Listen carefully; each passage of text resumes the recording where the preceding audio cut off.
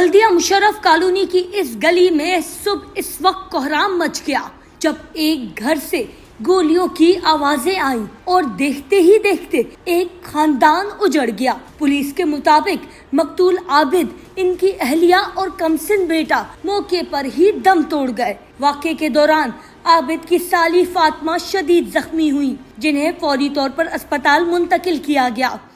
हाँ जी, अगवा करवा लिया उसने। अच्छा, रात को तो हम सब बड़ी बहन के घर जमा हुए थे, तो ये भी साथ में था। तो इसने हम पे सुबह गोलियां चलाई क्योंकि अगवा इसी ने करवाया था। फातिमा के मुताबिक मुलजिम दानिश, जो आबिद का हमजुल्फ था, रात 3 बजे घर आया और सुबह फायरिंग करके फरार हो गया।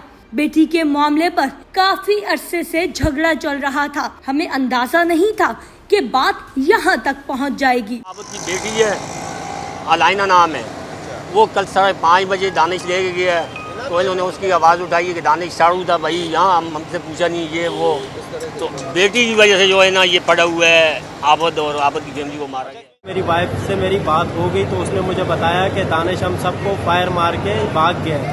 पुलिस का कहना है कि वाक़े की तहकीकात जारी है और मुलजिम की गिरफ्तारी के लिए छापे मारे जा रहे हैं। जमजम सईद, 365 न्यूज़, कराची।